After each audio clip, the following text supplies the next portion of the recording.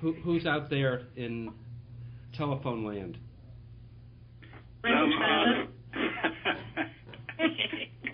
Youngstown, Ohio, Staunton Land.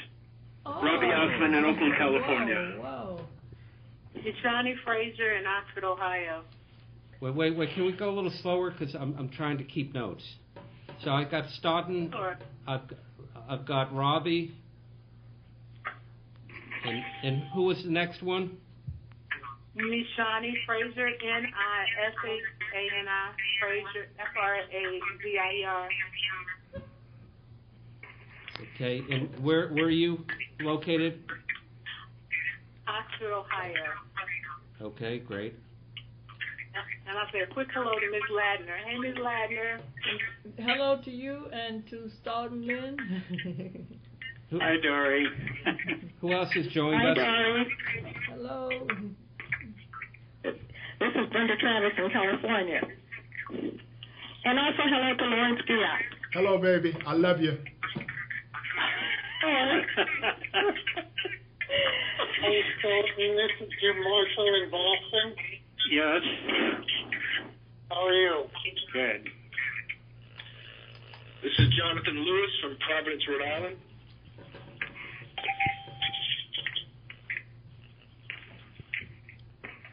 Who else has just joined? This is Liz Butler from 99 Springs. Great. This is Tara Mack from the Education for Liberation Network. What was your first name again? Tara, T-A-R-A. Great.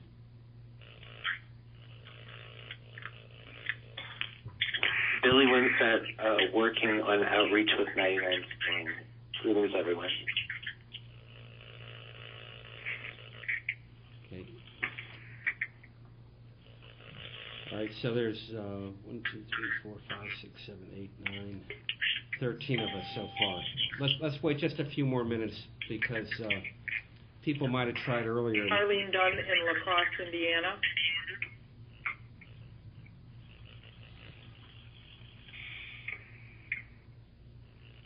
Thanks. Welcome. Hi, can you identify yourself? Yes, my name is Veronica Pelicaris from Pache Ben Nonviolence Service. Can you tell us your last name again, slowly? Yes, I think you probably have L.R. Berger instead of me. Oh, well, we're pleased to have you. Okay, thank you. I'm calling from Montreal. Oh, great.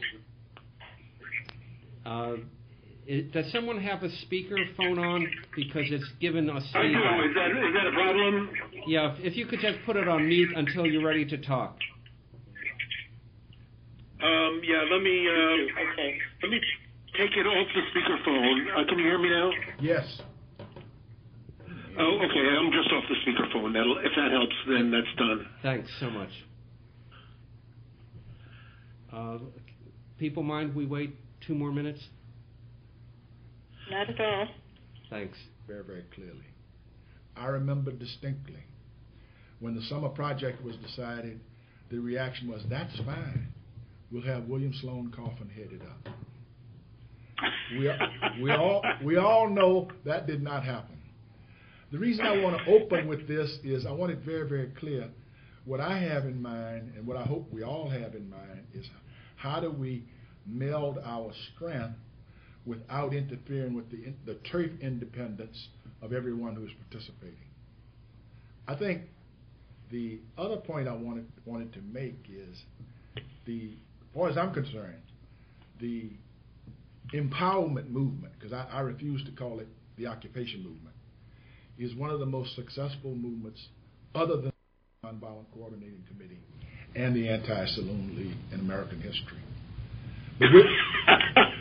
But we're now faced with a question that Slick was faced with, whether or not politics is pure enough for all of us to get involved in it. Some of us settled that question a long time ago. Others have not as of yet.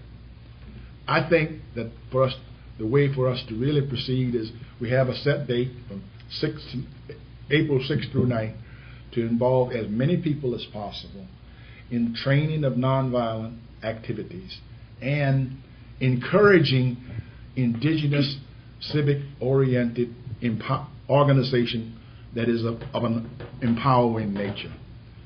I want to welcome all of you. And the letter that I sent out said, look, this is not a meeting to discuss whether or not this is going to happen. This is a meeting to discuss how we make it happen. I'd like to call on Liz for her to share her ideas with us about this, since she has to leave pretty soon. Yeah, so thank you so much for pulling this together. It's been quite an exciting year, I think, for all of us who believe in the tool of the power of change, of people rising up and creating a line in the sand, which all of you in the legacy of what happened decades ago experienced and saw the impact that it can have. And in the last year, starting in a lot of respects from Wisconsin, of workers rising up and saying, we will not take this, all the way to the beginning of events in New York, and then those taking off, is that people really are in this place where they are starting to say, we believe that we need the tools to be able to create the lines in the sand about the stuff that affects us on a daily basis. And part of the reason I think that we got to this place is that we all know people are hurting, right? Like, our communities are hurting, our schools are hurting, and that it's those conditions of people really feeling the kind of impact of everyday issues on their lives is often the moment when they feel called to step up and to be courageous and to take nonviolent direct action. And then a whole set of people have been watching that for the last year, including watching the real courageous eruption of nonviolent direct action coming around this country in the form of the movement that erupted. And we're asking the question of, how do we expand that moment?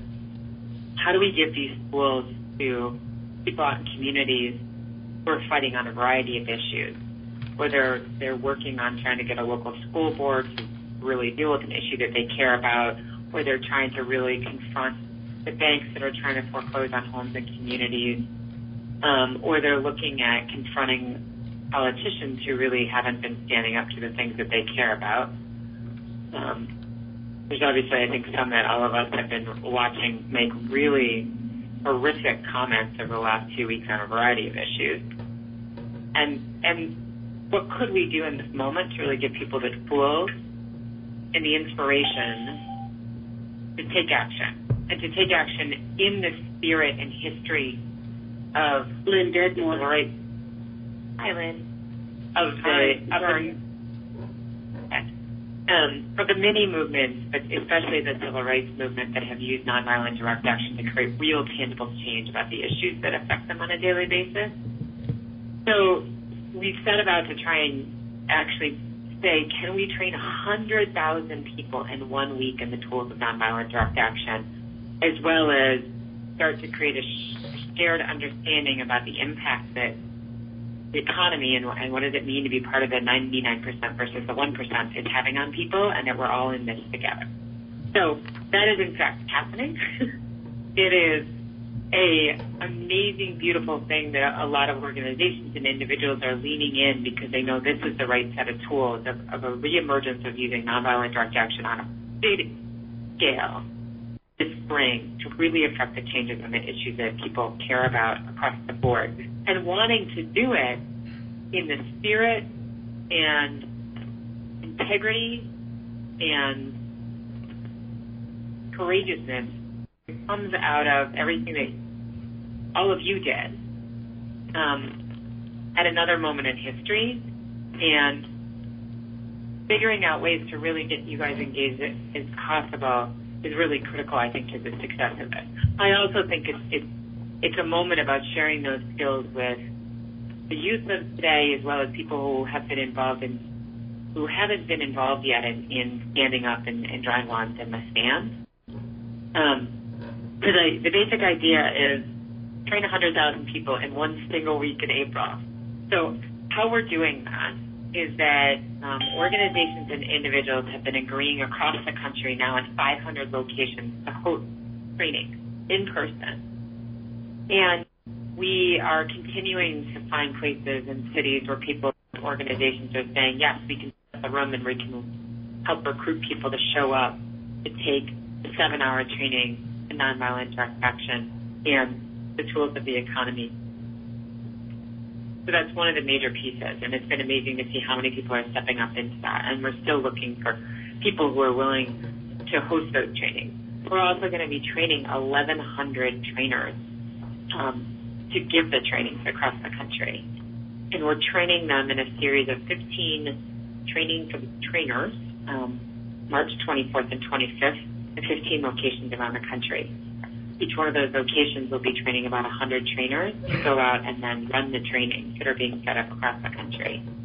And then we're, in addition, and those trainings will range from 25 people in a room all the way up to 300 or 400 in union halls across the country. In addition to that, we are making a version of this that people are going to be able to go through online, which is quite a different era we're in, that it's possible. That wasn't even possible a few years ago. And so really creating a set of assets that would allow someone to have maybe them and their family in their living room actually going through a training if they're not close enough to one of the in-person trainings to get there. And then coming out of this, the real goal is to give people the tools and then funnel them quite quickly into action. But instead of action on one or two campaigns, really action on a variety of different campaigns in local communities and across the country that are set up to create these lines in the sand and saying, no, the banks can't come in and take homes in our communities. And no, we're not willing to just allow the youth that we know to have walked into college and have now hundreds of thousands of dollars in money that did not have the possibility of the kind of employment that they were promised at the beginning of their educational career. And no, we do want to give people the tools to be able to stand up on a local level on issues that might be very particular to a community and might not be a national issue, but might have a real impact on the people's lives in that town. So really using the trainings to kick off spring and summer of action, so using nonviolent direct action to create concrete, tangible change on a variety of different issues that really are affecting people. So I want to stop there before I go on and get a sense of what questions people have already coming up, because I know it's a lot to digest.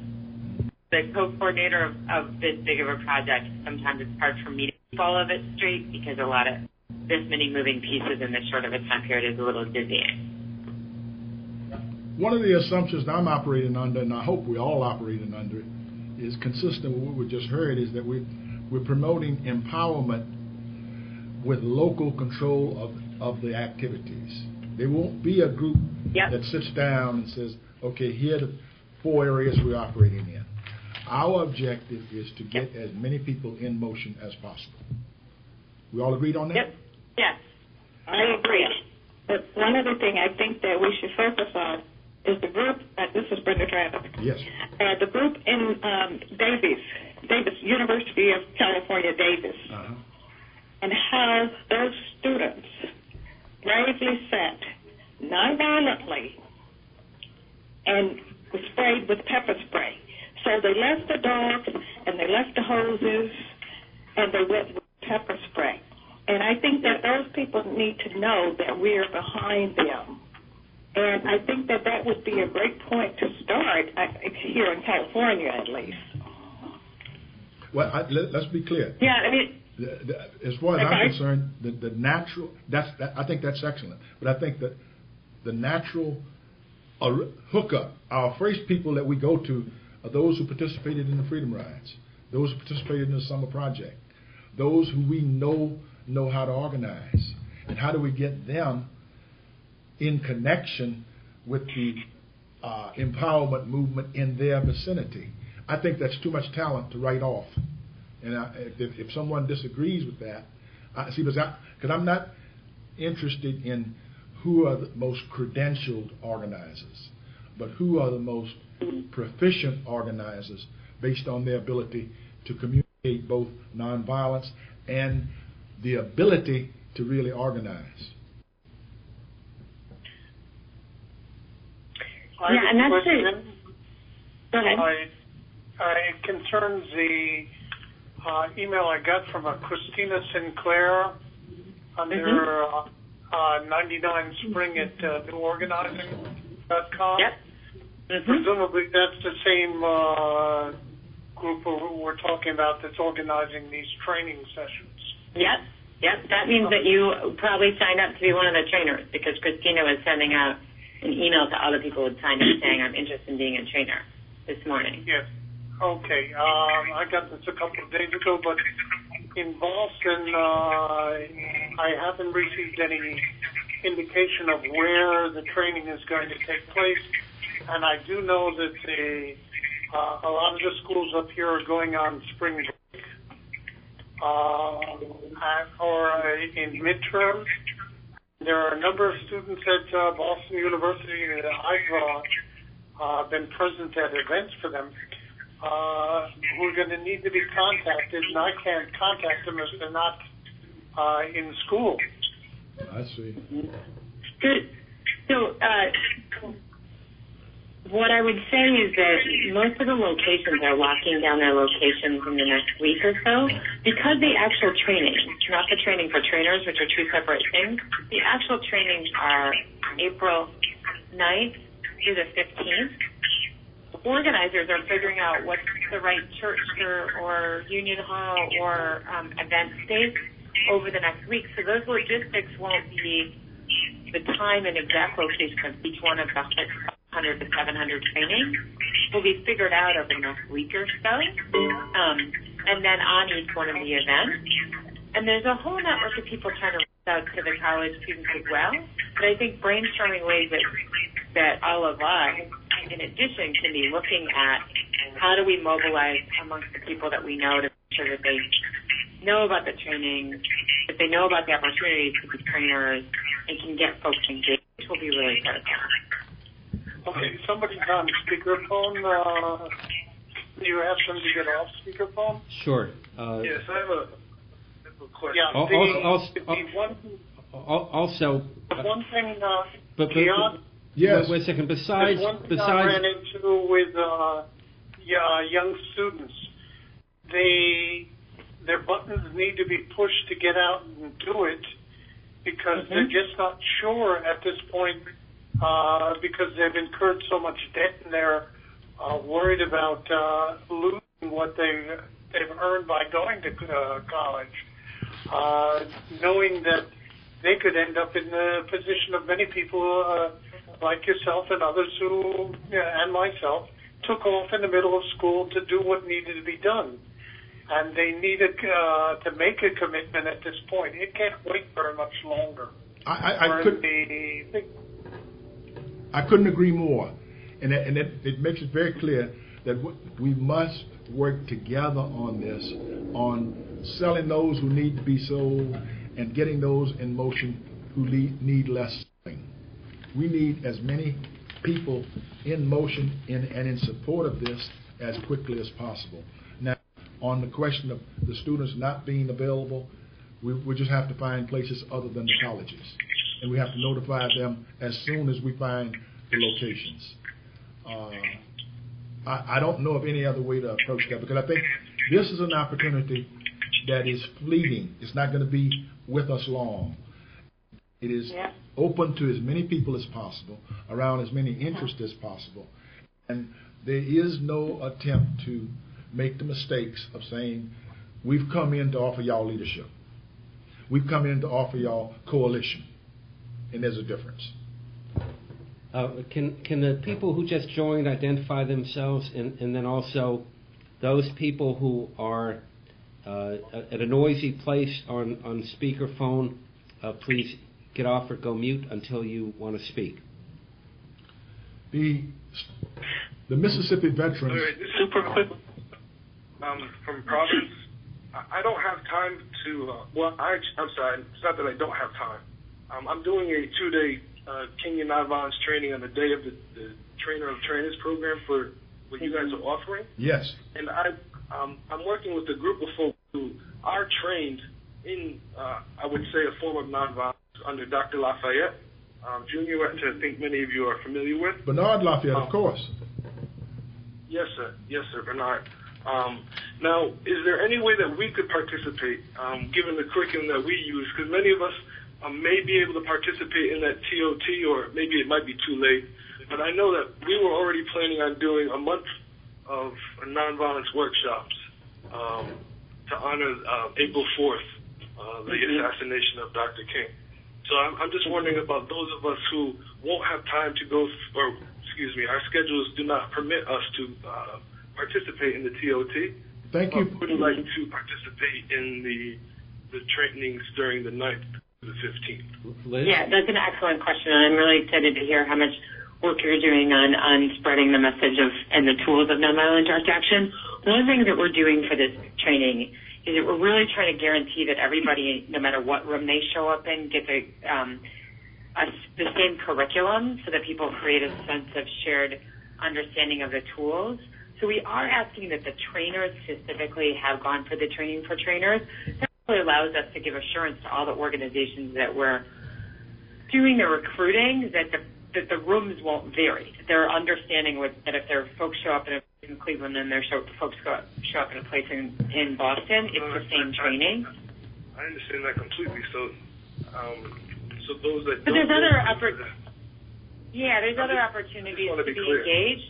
No. Yeah, Okay. I think that we should work on other ways to get you guys engaged, or to look at if there's a couple of your folks who could go to the training for trainers, and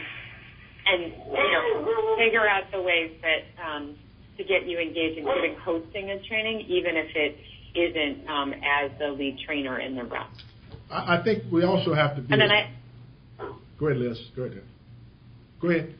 And then I was also going to say is that there's going to be a bunch of these places that this is really meant to be the first training they've ever had in this stuff. And one of the resources I'm really trying to gather are the folks like you who are out there doing additional nonviolent direct action trainings and especially civil disobedience trainings, which are quite specific in a different case scenario, to make sure that we can give people the resources in the context of the follow-up trainings that we're hoping that as they start to get into nonviolent direct action, as many of us have, we know that you don't take one training in and you spend a life working on it, and that hopefully a number of these places are going to want the 201, 301, and 401 version. And so I'd also love to work with you on figuring out ways to look at you guys as a resource to be giving to the places who get so inspired through that they really want to know more.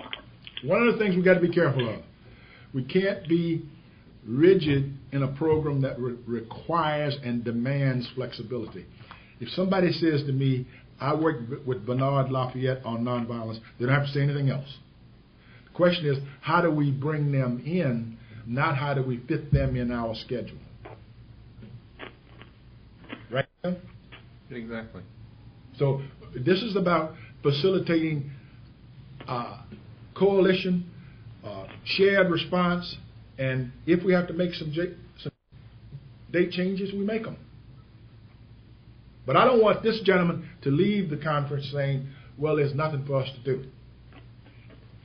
I want us to be committed to making sure that we find something that he and Bernard agree with fits into this operation. I want to bring everybody in.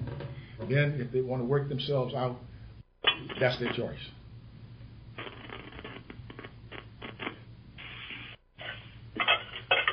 Liz, can you accommodate that?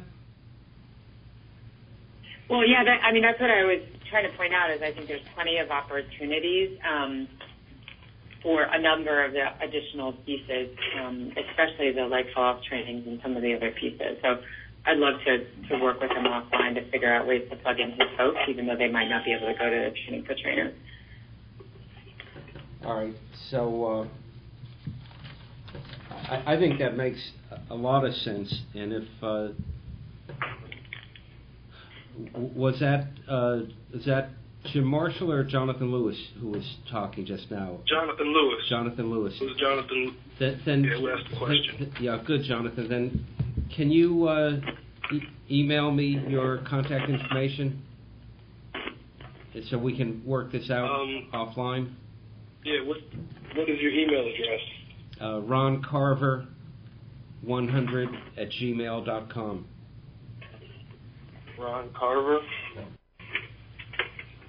100@gmail.com. Great, thanks.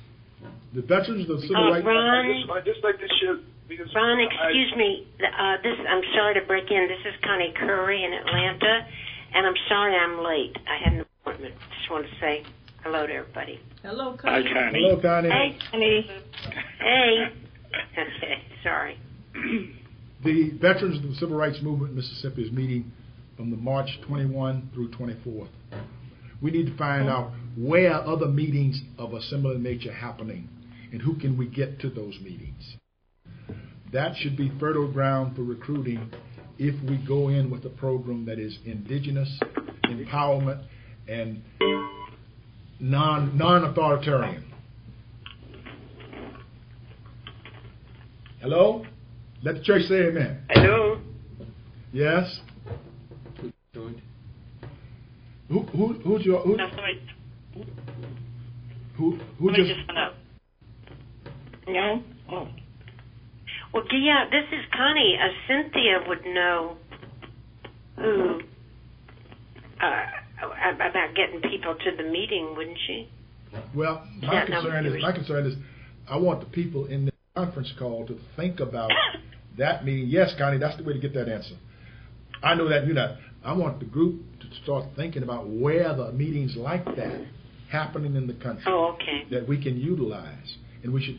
I see. Yeah. And we should be as quick and as inclusionary as possible. Okay. Also, then, Liz, besides giving people my contact there, if there are people both on this call and who wrote back to me after we sent out the notice to, dozens and dozens of people around the country, so they couldn't make the call, they want to be involved. What do we say to them? For who should they be contacting? So probably people, we should certainly send out my email address with any additional questions, thoughts, ideas, like people that you think that we should also be reaching out to. And it's Liz Butler, LIZBUTLER, DC, as in District Columbia, @gmail.com.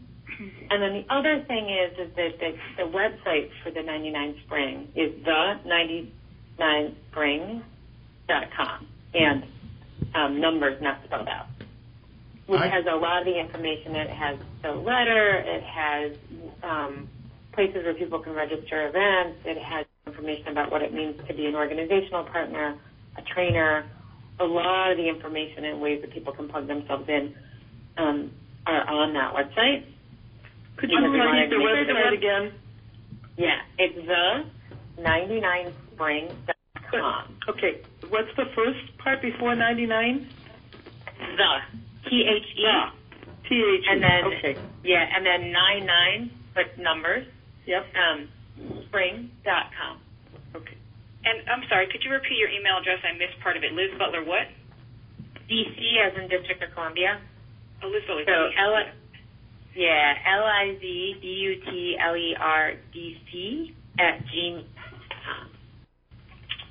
I can be reached at Monica Guillot 1982 @gmail.com.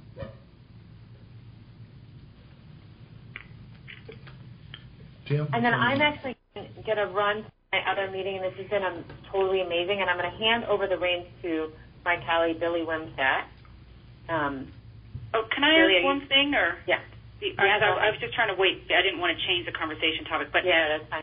My name is Tara, and I'm calling from the Education Foundation Network, which I think some of you are familiar with. It's a network of educators and activists across the country who are committed to justice and education that Dr. Charles Payne helped us start. One thing I have wanted to offer or to suggest is that we maintain an online database of social justice teaching materials. I'm not sure if it's me or you that's cutting in and out, but I'm only hearing every couple of words. Oh, sorry. Can you hear me? Can you hear me now? Any better, or is it still doing the same thing? We hear you fine. We hear you fine. Oh, okay. So I'm saying I'm from the Education for Liberation Network, and that we maintain an online database of social justice teaching materials that's free to search and to post materials to. And I was wondering if there might be materials related to the training process that would be generated, that are like that people can use in their own communities, whether or not they are actually able to participate in this training, that we could share via the database. We'd be happy to make the database available as a resource to do that, because then, like I said, it allows people to search for those materials, whether or not they are necessarily familiar with the 99% Spring Project, or whether they are able to participate in these trainings. I think that's an excellent idea. The only problem with your idea is it wasn't mine. When you say That's what I thought too. When you say that you work with Charles Payne, you don't have to say anything else. How do we? I apologize. My phone totally cut out, and AT&T decided that I should no longer be on the call. So how do we make it happen? Well, so, sorry, let me just repeat real quick so to catch her up in the conversation. I was saying that I'm with the Education for Liberation Network. We maintain an online database of social justice materials called the EdLib Lab. It's free to search. It's free for people to post to. It's a way to try to aggregate all the fantastic, like, popular education workshops, social justice workshops, that people are developed so they can, constantly reinventing the wheel. And I was thinking there might be, through this training for trainers process, there might be materials that are generated from that we can help share, not only with people who are participating, but people who are unable to participate, and that we'd be happy to, help support this effort by using the database in that manner, if that would be useful. And it's a very easy process to connect materials to. They can either be uploaded if people don't already have them on their website, or if they're already on a website, they can be linked, and we can label them so that if people just want to search things related to the 99% Spring, they can do that. So I would just need to maybe connect with somebody who, in terms of what you were asking about next steps, or how could it be done, I don't know if there's somebody who's aggregating materials or what. Yeah, send me an email, and I will put you in touch with the right set of people, because we're also trying to figure out this for a whole range of follow-up materials of places that we can. We're being a lot of organizations that have already developed materials on a range of subjects. Yeah, Patti Bene, by the way, has. We have a lot of curriculums for training people, so. Yeah, that would be great. And this way, if we can, so I would definitely reach out to you about that, because we can try to, like I said, make them, searchable to this database. Thank you so very much. Send me an email, and I can make sure that we're connecting on those fronts, as well as we're looking for ways that we're going to help people see additional material online, so that they have additional sources to go to, and organizations to really develop even a 2.0, 3.0 of many of the different subjects that we'll be touching on in the training. Thank you very much. And Any other area we should move in? Thank you, guys. Is there I'm going to turn this over to Billy. Billy, are you there? Before you do, yes, ma'am. Thank you, Liz. Your email address? Yeah, it's Liz Butler, cc@gmail.com. After Butler, what do you have there? D as in dog and C as in cat. @gmail.com. Okay. Yeah. Thank you. And Billy can repeat that too before he gets off the phone, because he's very well aware of my email address. Okay. Any other issues? Thank you so much, and keep the questions going, because Billy has as much information on this as I do. Any other areas to make this happen that should be raised right now? This is Staunton in Youngstown. I would like to make two comments. The first is that having people like Dory and Guyot as part of this project, it seems to me that even before you get to nonviolence, there's the question that Occupy, at least in Youngstown, I think in New York, has best I can gather everywhere, is overwhelmingly white. And something has to be done about this, and it's not easy. And I think if there were any accumulated wisdom from SNCC's struggles with this, inviting hundreds of white volunteers, including myself, to Mississippi, and then some of those volunteers deciding to stay on, and all the things that we're all so familiar with, I think that might be even more important than nonviolence training for a first 5-day, 7-day experience. The second thing, probably much less important, is that this is an Institute for Policy Studies sponsored conference call or facilitated conference call. And I think that something IPS as IPS could contribute is if there were a summer school which offered training in some of the technical areas that not all, but many local Occupy groups are encountering. And I'm thinking of things like fracking in western Pennsylvania and Ohio and maybe elsewhere, foreclosures, what has been learned about the most helpful way to intervene in that process, et cetera, et cetera.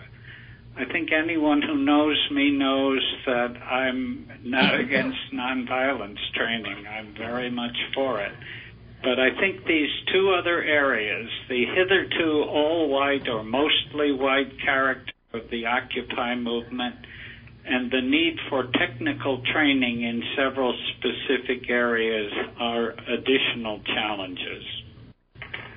I'm very glad you had the courage to raise that.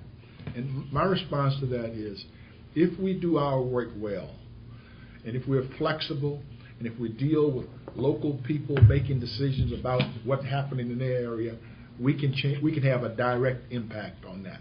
Because there's a sense of immediacy in the country that we may not be able to satisfy, but it is what drives us, and it what drives making this kind of move successful. Yes, there needs to be a central place where we do specific kind of training. And so I'm in total agreement with both of those, and I don't think there'd be any objection from anyone on the call. No, quite the contrary. I mean, the reason that the IPS authorized me to set this up is because we are aware that so far most of the organizations who have signed up were predominantly white, though some of them are working in urban communities. So we are trying by outreach to the civil rights vets to begin to remedy that. And also it's to say that if the 99% spring is partly inspired by the legacy of Mississippi Summer, I mean, there's a similarity in the name, then we need to involve those people and not just pay tribute to them. So that's part of it. On the issue of the education, and I will pass it on to the IPS folks, but there is another component here that hasn't been spoken about, but that is on the 99 Spring website. There's also going to be training on that week of April 9 through 15 in what's being called economic literacy.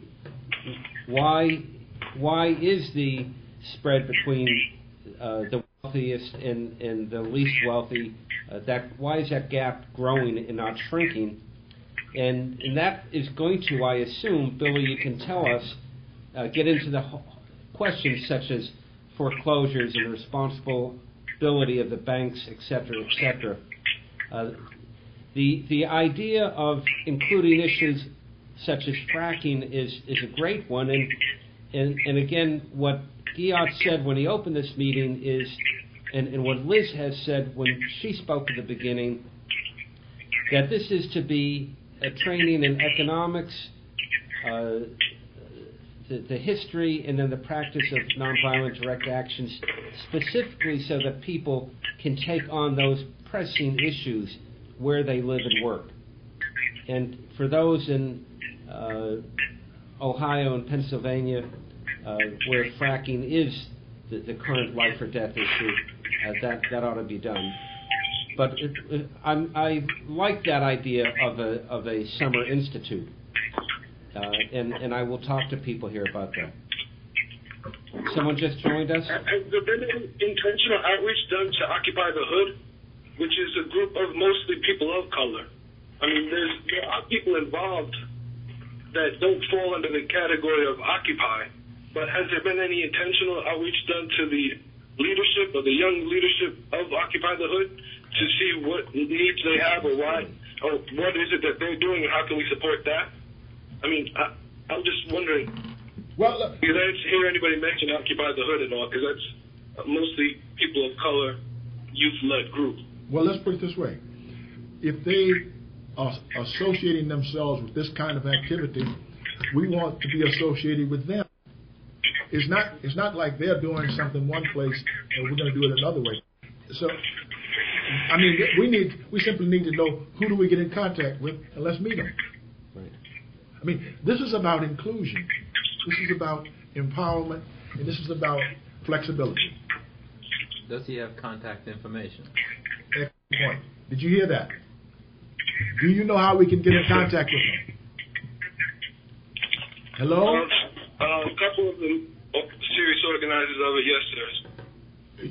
You can get in contact with them. Yes, sir. Okay, please get in contact with them and forward the information either to Liz or to myself. Again, you can reach me at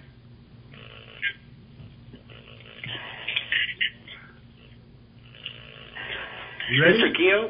Right.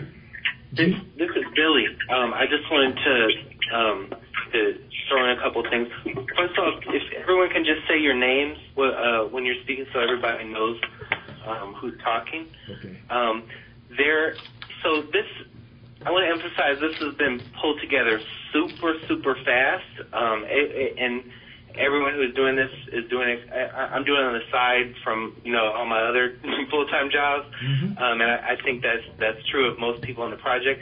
And so there are a lot of problems. There are a lot of things that are not what we want them to be on this project so far. And I want to emphasize, first of all, it's just an honor to be on this call, with all of you. I'm hearing names of my heroes, and that, to me, this one training is just one little training, and what it's really about is, the bigger, longer-term movement and partnerships we can build in all kinds of ways.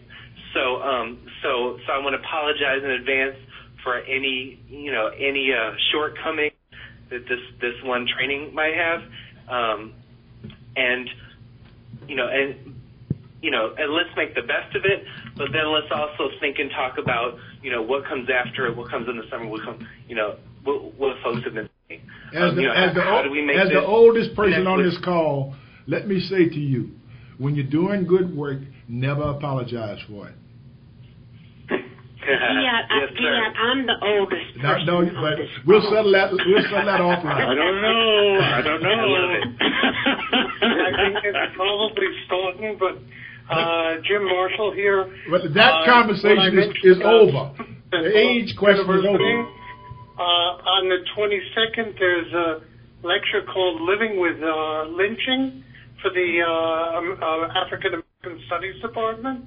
And I'd like to take some of those students to the training that I go to on the 24th. Excellent. Because this is a way to get possibly a number of these students involved in, and these are students of color, getting them involved in what's going on.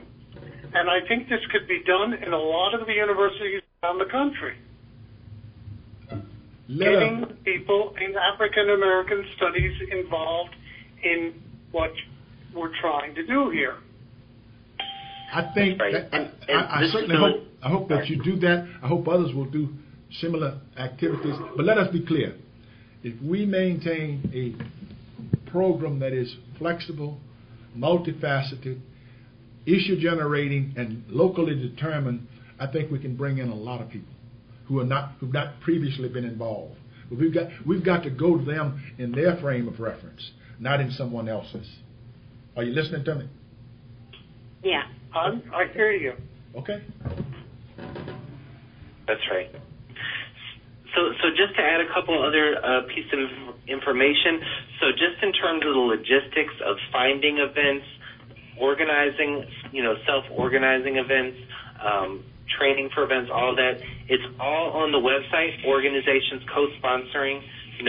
So when I hear about Education for Liberation Network, when I hear about Bernard Lafayette's organization, all of these organizations, can co-sponsor and can get involved. And literally everything you need in order to plug in is on the website. There's forms for trainers, forms for organizations. You just fill it out, and then, folks will follow up with you, add you to the listservs, and get you plugged in different ways.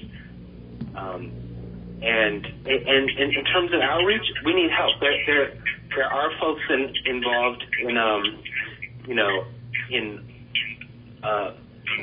by the Hood who have been included in the process. I believe I'm not actually directly the one who's been talking to them, but we need help. Just everyone every listserv you're on, if you just reach out, and I believe that everyone should make it their own, at a local level, take the curriculum and adapt it in a way that makes sense locally. Also, just want to let Scott and Lynn know that it's not a 7-day training. It's just a 7-day period when people will organize the training. So, the trainings will either be 2 hours or they'll be 7 hours if people want to have long ones. But it's not a 7-day training. It's just a 1-day training. And in terms of the actions, that's up to local groups to decide what action comes out of it. So totally agree that, relationships, among races and different backgrounds, it's a key part of it. There's a big community building part of it, and also skills training. But a lot of the people who are doing this, who are actually organizing it, are doing action on foreclosure, are doing action on economic justice and environmental justice fights locally. And so some of that is built in, depending on who the local organizers are, and it's going to be different places. I love everything you said. This is about as many of us taking as much of this as possible, but moving it forward. Dory Latner speaking. We do know that young people have a lot of energy and who are not as aged as we are. But I'm thinking about the age. Some people are in high school at 18 years old. I just left high school and I spoke at a high school. One young lady in the group was 18 years old. And if we could reach out to some of the younger groups who don't necessarily have to be in harm's way, get locked up for juvenile offenses like Brenda Travis did years ago, we could engage them. We don't necessarily have to focus on university students, but thinking about the energy and errands that they could run for us. If that's a viable idea, I'm not sure. I think it's excellent. We've got to organize anyone who can be organized from 5 years old. If you're 5 years old, you know when you're being impressed, you can start organizing. Now, I'll excuse the 4.5-year-olds, but no one else. And if you get old as Clinton Jenkins, you still have a responsibility to organize. Can I ask a follow-up question to the point that was made about the outreach? This is Tara speaking from the Education for Liberation Network. Yes. Is there a way to get e-flyers, like emails about it? Because I have to say, I got this invitation to this phone call from the SNCC Legacy Project. Yes. I'm actually a lot of education justice related listservs, and I haven't seen, that was the first I'd heard of the 99% ring. I haven't seen it on the other listservs. That's not to say it hasn't been there, because I'm on a lot of listservs, so like I don't always catch everything that comes across them. But I'd be certainly happy to post it to information to the Education Liberation Network listserv and other education listservs. But I didn't post this particular thing because it seemed very specific to the meeting, so I didn't forward this email from the SNCC Legacy Project. But if there were other emails like that I could get through SNCC Legacy Project or some other way that were more general information about it, I could certainly do that. And I just friended I just liked 99% thing on Spring on Facebook, so I guess I'll learn something that way as well. But go to Liz Butler. Flyers would be helpful. Go to Liz Butler, dcgmail.com. She has the information. She'll get it to you immediately. Okay. Hello? Hello? Yeah, I need to leave. I wanted to ask before I leave, did somebody take notes of this meeting? Or is anybody going to send notes around to the participants or something like that? I think notes have been taken and something will be sent around. Okay. So we will certainly send around the list of the addresses of the people who participated in the call, and of course the information about the people who signed up in support of this, in addition to those who are on the call. Okay, so fantastic. So thank you very much on behalf of Pativene. And we'll keep on going. And we're going to have a video link. Yeah, Education for Peace on YouTube. Did you hear that? Did everyone hear that? No, I did not. Education, the number 4, Peace, and it'll be on YouTube. Education for Peace has been videotaping this conversation, and it's going to be on YouTube, and it's searchable by the term education, the numeral 4, and the word peace. Okay, Education for Peace. Okay, thank you so much. Thank you. Take good care. Bye-bye. Bye now. New areas of thought. Not whether, but how. This is Billy again. Just to add to what Tara was asking, is if you just send people the website, like all the information, I don't even know if there are flyers yet. All the information is on the website, so it's probably the best thing to spread on the listserv. Okay. I'm not happy with it. Billy, I'm not happy with the website. Most of what's there are places for people to sign up. But there's not a lot of narrative, and it sure doesn't give the flavor of this call.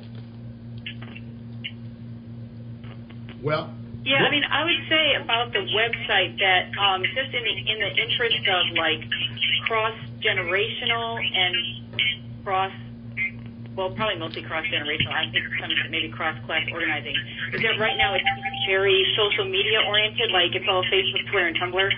So, are we thinking about how different generations get information? Like, I don't know why I'm saying we. It's not like I'm not like helping at all. So, is the 99% thinking about how different generations receive information? Like, for example, my mom, none of these would be ways to contact her. None of them. Not on Facebook, not on Twitter, not on Tumblr. So if you want more information, that wouldn't be the way to do it. So I'm just wondering what are the other ways that are respectful of the ways different generations. I think part of the answer to your question goes back to someone else saying, I got this from the SNCC Legacy Group. And we certainly want to thank the SNCC Legacy Group for doing that. But I hope the practice will be in the future, when you receive information about April 9 through 15, put it out on your email. Don't assume that everyone is tied into the SNCC Legacy email. But the Lord knows they were very helpful on this. Yeah. The reason I didn't do that in this case was because it seemed like an invitation to a meeting, and I wasn't clear if it was supposed to be just for people in the SNCC Legacy Project or anybody could come. So I was hesitant to forward that. But definitely if there are further, more general emails on the SNCC Legacy listserv, I can definitely forward them. Thank you very much. Anything else? What is this? This is Ishio and Gaza from Greenville, South Carolina, formerly with the Atlanta Project. How does one stay in touch with this process? One stays in touch either by Liz Butler or Lawrence Guillot. Lawrence Guillot is at Monica Guillot 1982 at gmail.com. Liz Butler is at, hold on just a second, Liz Butler DC at gmail.com. Or, okay, let's stay in touch, let's win, and we must win because we simply cannot afford to lose. Okay. I have one last question, if it could be answered. Is there a specific institution that's standing behind the training that's being offered? Because I'm just wondering to what extent could anyone be trained in 2 hours or 7 hours? Well, I know we're going to be faced with that, and we're going to be faced with people who do training coming in and saying to us, we cannot possibly do what we're going to do. And right now, I'd like to refer those questions to Liz, because she's been in contact with more of the trainers than I have.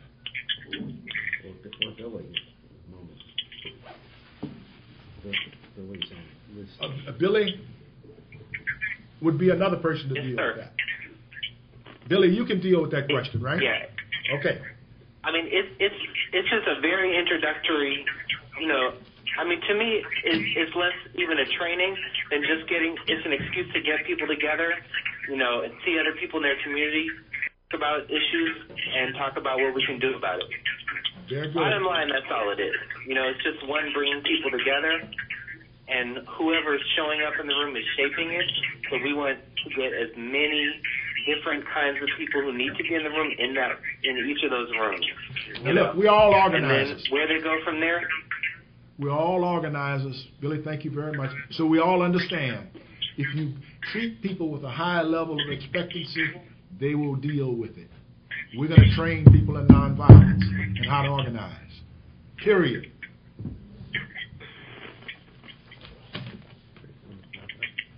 I want to thank all of you for participating. Y'all make me feel glad to be an American. And I know that we're all united in bringing about the best possible country we can. And if we just simply follow through on this, we can make this happen. Thank you all very, very much. Thank you. Thank you. Bye. Thank you very much. Bye all.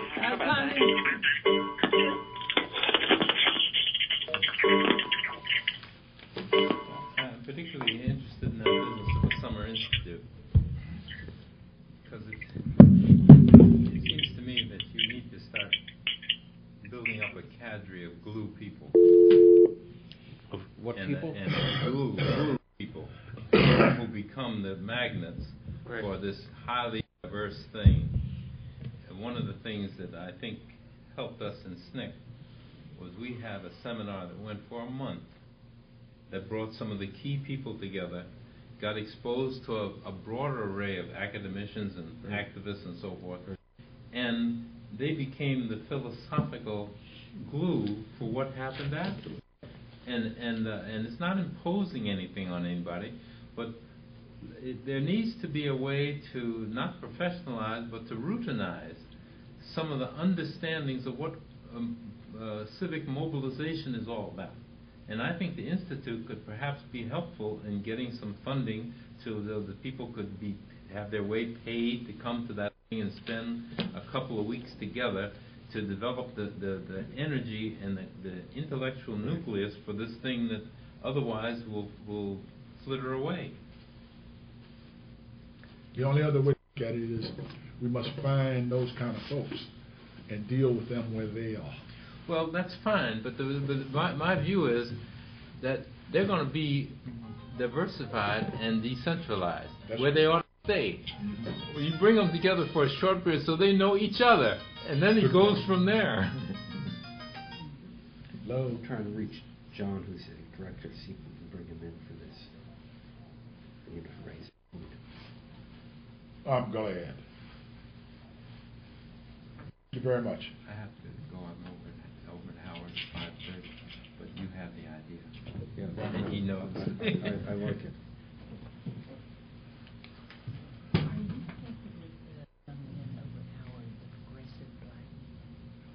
No. I just heard about that. No. Recently. That might have come group that we would go. Oh, the whole Howard Network. Yeah, the whole thing. 50 organizations Yeah, that ought to yeah. be involved in Yeah. Well, see you, Reverend. The right Reverend. Thanks for coming.